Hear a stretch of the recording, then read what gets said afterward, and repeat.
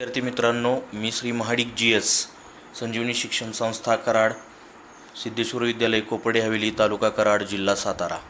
आज आपण इयत्ता 10वीतील घटक क्रमांक 2 वर्ग समीकरणे यातील सराव संच 2.6 विषयी चर्चा करणार आहोत. तर यातील काही उदाहरणे मी घेत आहे. त्यातील दुसरं उदाहरण, 2 क्रमागत समनैसर्गिक संख्यांच्या वर्गांची बेरीज 244 आहे, तर त्या संख्या शोधा. The sum of squares of two consecutive natural numbers is 244. Find the numbers. असं आपल्याला इथं उदाहरण आहे. आता 2 समनैसर्गिक संख्या, नैसर्गिक संख्या म्हणजे ऋण तर नाही आहेत, म्हणून काय करायचं, पहिली नैसर्गिक संख्या, पहिली नैसर्गिक समसंख्या बरोबर y मानू आपण. Let the first natural even number is y.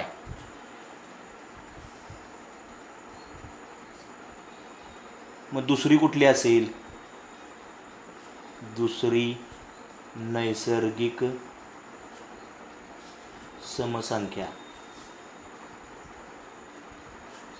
आता समसंख्या आहे म्हणजे फरक असतो 2चा, म्हणून दुसरी काय येणार, y अधिक 2. दुसरी नैसर्गिक समसंख्या काय येणार, y अधिक 2. आता दोन्ही संख्या मिळाल्या.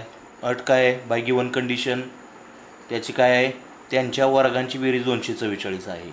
दिलेल्या अटीनुसार, बाय गिवन कंडिशन, दिलेल्या अटीनुसार पहिली अट काय येणार, पहिल्या संख्येचा वर्ग अधिक दुसरी संख्या काय, y अधिक 2 त्याचा वर्ग बरोबर 244. पुढं आता स्क्वेअर करूया. yचा वर्ग अधिक a + b ब्रॅकेट स्क्वेअरचा फॉर्म्युला वापरायचा. aचा स्क्वेअर म्हणजे yचा स्क्वेअर प्लस 2ab गुणाकाराची दुप्पट 2y चे double 4y plus b square म्हणजे 2चा वर्ग 4 बरोबर 244. पुढं 1y वर्ग अधिक 1y वर्ग 2y वर्ग अधिक 4y अधिक 4. ह्या 244ची बाजू बदलूया, अधिकचा झाला वजा 244 बरोबर 0. मग काय होईल पुढं, 2yचा वर्ग अधिक 4y, एक धन आहे एक ऋण आहे, मोठ्यातून लहान घालवा, मोठ्यात चिन्ह द्या. 240 मोठ्याचं चिन्ह आलं वजा, कारण 244मधून 4 गेले, 240 राहिले. आता काय करायचं, 2ने भागून म्हणूया, डिवाइड बाय 2. 2 भागा, कारण सगळीकडे समसंख्या दिसत आहेत. 2 भागलं y स्क्वेअर आला, इथं 2 भागलं 2y, इथं 2 भागलं 120 बरोबर 0. आता ह्याचे काय पाडायचे, अवयव पाडू शकतो. फॅक्टर्स, अवयव पाडायची पद्धत सांगितलेली होती मी यापूर्वीच. वजा 120 एक्के वजा 120 एवढा गुणाकार आला पाहिजे. बेरीज किती आली पाहिजे, बेरीज किंवा वजाबाकी 2 आली पाहिजे. कुठल्या संख्या येतील मग, 12 आणि 10. 12 आणि 10 120. मग 2ला चिन्ह धन पाहिजे, म्हणजे 12तून 10 गेले की 2 राहतं, म्हणजे 10ला वजा चिन्ह. सही गलत गलत. पुढं yचा वर्ग, आता फोड करायची 2y. काय फोड करायची, अधिक 12y वजा 10y आणि पुढचा राहिलेला वजा 120 बरोबर 0 बरोबर. आता पुढं काय करायचं पहा, त्याचे गट पाडायचे. पहिला गट, दुसरा गट. पहिल्यातून कॉमन कोण निघतो, y. ब्रॅकेटमध्ये y, 12y मधला बाहेर काय गेला y, म्हणजे आत राहिला कंसात 12 वजा याच्यातून कॉमन निघणार 10, कारण 10ला 12ने गुणलं की 120 येतं. सेम ब्रॅकेट इथं येतो, y अधिक 12 बरोबर 0. 12 आणि 10 120, चिन्ह वजा आहेच. ते कॉमन फॅक्टर निघाला y अधिक 12, तो सोडून कोण राहिला, y वजा 10 बरोबर 0. आता पुढं काय करायचं पहा, पहिला फॅक्टर बरोबर 0 और दुसरा फॅक्टर बरोबर 0. दोन कंसाचा गुणाकार 0, एक तर पहिला 0 असेल किंवा दुसरा 0 असेल. y बरोबर -12 किंवा वाय बरोबर अधिक 10. आता यातलं कुठलं ॲन्सर करेक्ट असेल? हे रॉंग असेल का? इज नॉट ॲक्सेप्टेबल, अग्राह्य आहे. का? Because in the question the condition is natural number is natural number, so -12 is not natural number, therefore y is equal to 10 is the correct answer. y चं उत्तर 10 हे बरोबर आहे. आता ते ह्यात ठेवूया, म्हणजे काय मिळेल आपल्याला? पहिली नैसर्गिक समसंख्या कुठली मिळेल? y बरोबर, y चं उत्तर काय आलं आहे? 10. तशीच दुसरी नैसर्गिक समसंख्या काय येणार? y अधिक 2, म्हणजेच 10 अधिक 2 बरोबर किती मिळाली? 12 मिळाल्या संख्या. या पद्धतीनं उदाहरण सोडवायचं आहे. त्याच पद्धतीने दुसरं पाहता, पुढचं एक उदाहरण घेतलेलं आहे. उदाहरण क्रमांक 4 घेतले. पहा काय दिलाय प्रश्न, नीट वाचा आधी. काय दिलाय बघा. विवेक हा किशोरपेक्षा 5 वर्षांनी मोठा असून त्यांच्या वयाच्या गुणाकार व्यस्तांकाची बेरीज 1/6 आहे, तर त्यांची आजची वये काढा. Vivek is older than Kishore by 5 years. The sum of the reciprocals of their ages is 1/6. Find their present ages. म्हणजे त्यांची वये काढायची आहेत. मग काय करायचं आपण? दोघांच्यातला लहान कोण आहे? विवेक हा किशोरपेक्षा 5 वर्षांनी मोठा आहे, म्हणजे किशोर लहान आहे. जो लहान असेल त्याचं वय आपण पहिल्यांदा मानूया. किशोरचे वय, किशोरचे आजचे वय बरोबर y वर्ष मानू. Let age of Kishore is y years. मग आता विवेकचं किती असेल? विवेकचे वय बरोबर, तो 5 वर्षांनी मोठा याच्यापेक्षा, म्हणजे y अधिक 5 वर्ष, y + 5 years एज ऑफ विवेक. आता काय आहे? त्यांच्या गुणाकार व्यस्तांकांची बेरीज. गुणाकार व्यस्तांक म्हणजे काय? दिलेल्या अटीनुसार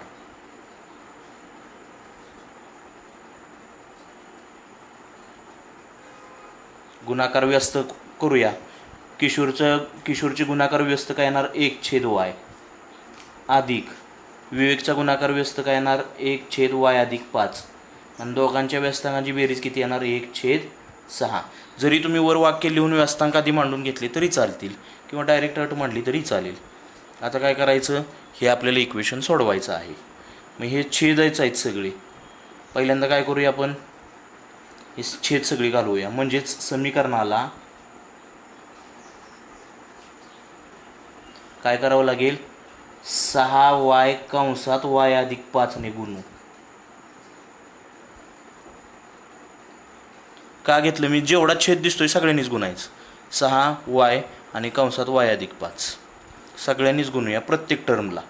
1/y ला 6y कंसात y अधिक 5 न गुणलं, अधिक 1/y अधिक 5 ला पण सगळ्यांनी गुणायचं.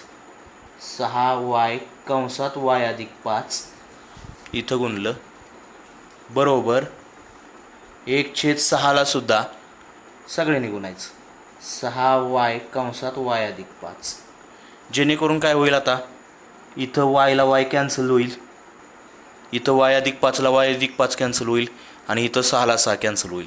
म्हणजेच काय पुढं होईल पहा. लसावी ह्या दोघांचा पण काढता आला असता. कसंही तुमच्या पद्धतीने तुम्ही सोडवू शकता. मग काय होईल? आता y ला y गेला, 6 न कंसात गुणून घेऊया. 6 गुणिले y 6y. हा y ला y कॅन्सल झाला आहे.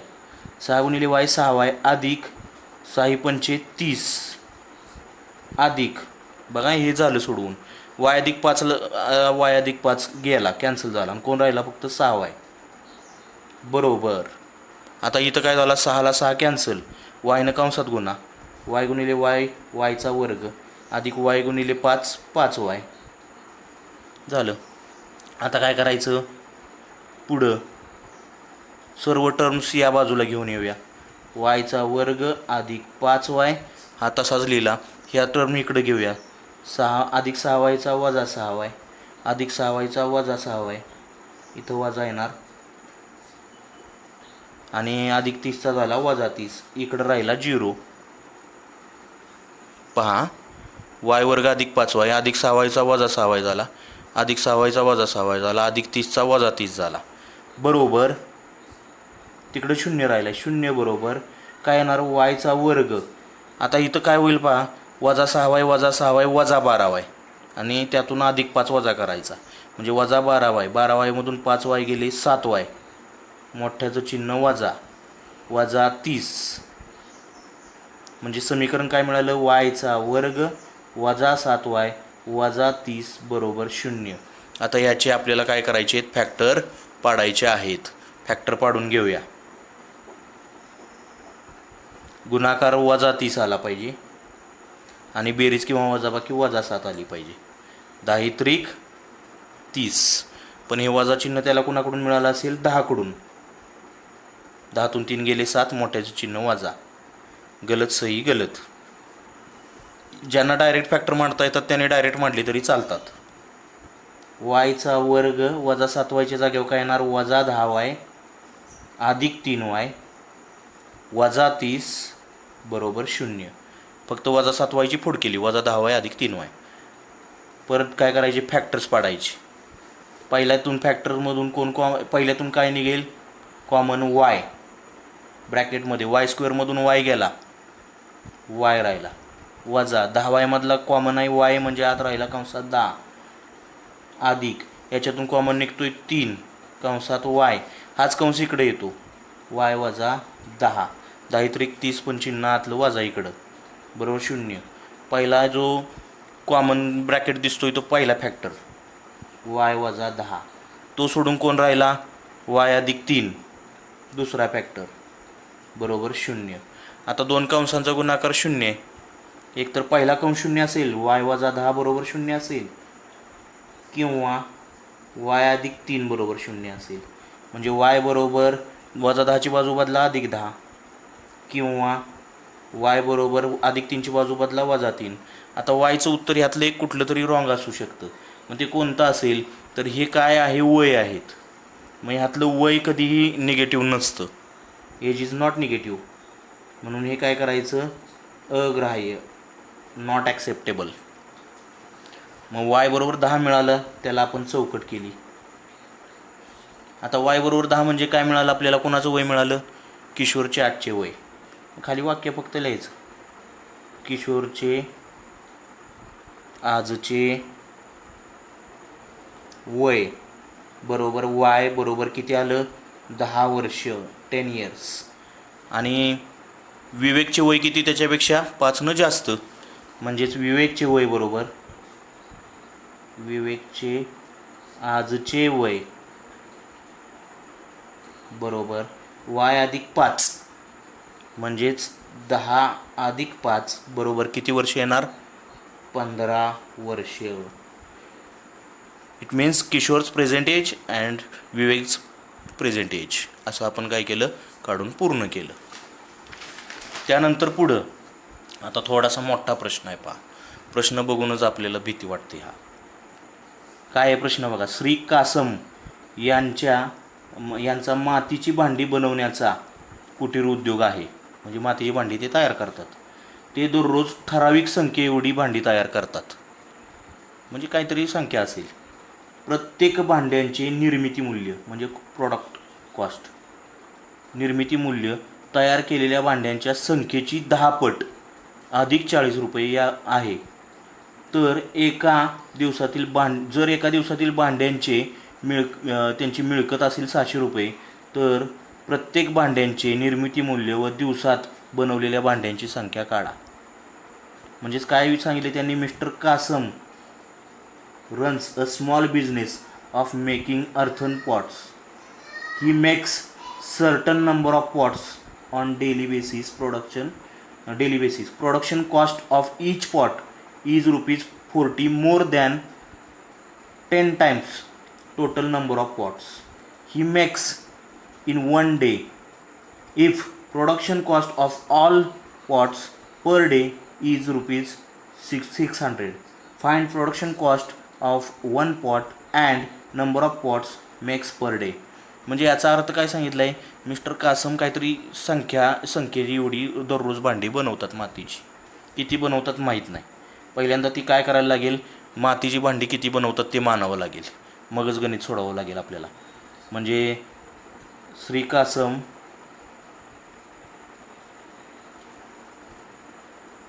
वाय एवढी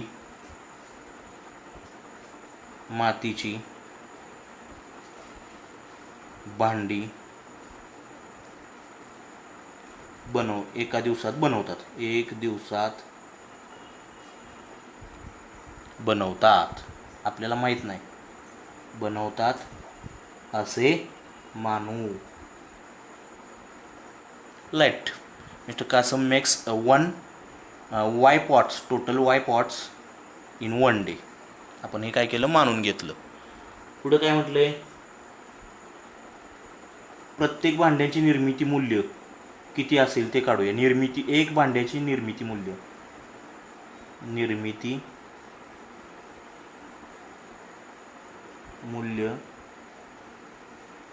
एक कशाची निर्मिती मूल्य, पण कंसात काय म्हणायचं, एक भांड्याचे, सगळ्याचे नाही. एक भांड्याची निर्मिती मूल्य किती असेल तर त्यांनी सांगितले. कसं सांगितले, प्रत्येक भांड्याची निर्मिती मूल्य तयार केलेल्या भांड्यांच्या संख्येची. मग तयार केलेली भांडी किती मांडली आपण, वायच्या 10 पट, म्हणजे 10 गुणूया. अधिक किती सांगितले, 40, more than 40. Number of pots 10 times of number of pots and more than 40. एवढी एकाची किंमत आहे, production cost of one pot. मग आता टोटल कॉस्ट किती काढायला लागेल, कशी काढणार. एका दिवसाची टोटल कॉस्ट तर 600 रुपये दिले. मग आता एका दिवसात तर वाय भांडी बनवतात, मग आपण अटीनुसार मांडू शकतो. दिलेल्या अटीनुसार, बघा आता दिलेल्या अटीनुसार काय मांडू शकतो, त्यांनी बनवलेली मातीची भांडी, एकूण मातीची एक दिवसात बनवलेली भांडी गुणिले एक भांड्याचे निर्मिती मूल्य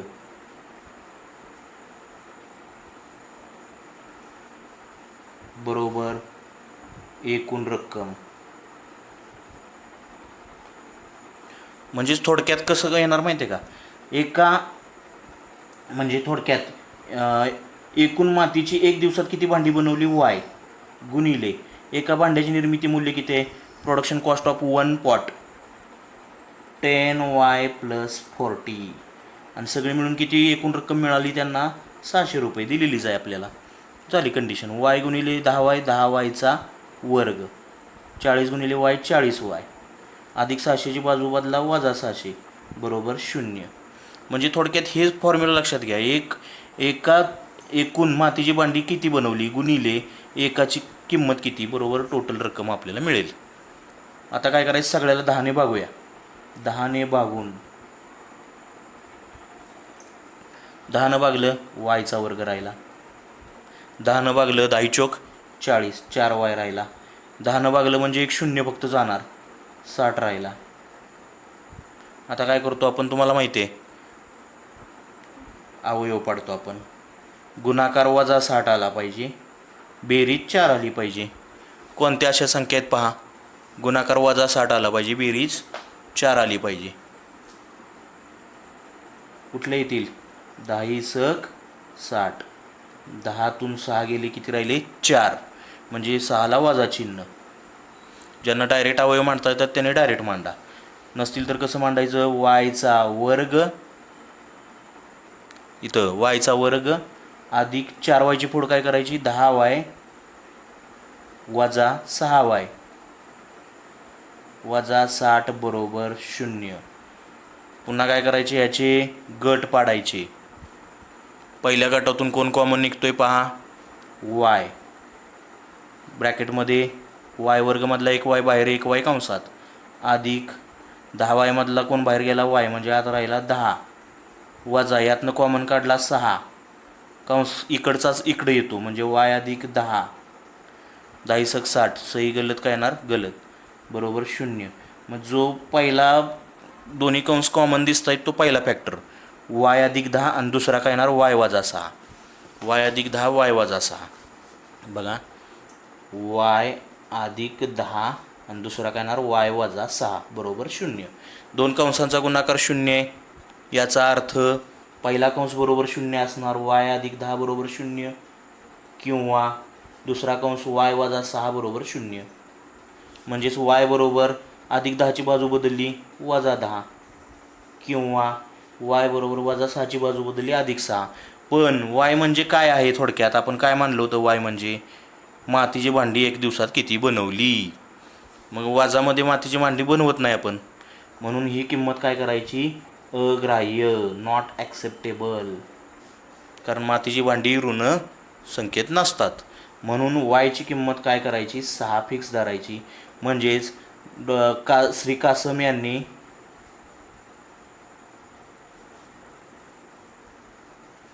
एक दिवसात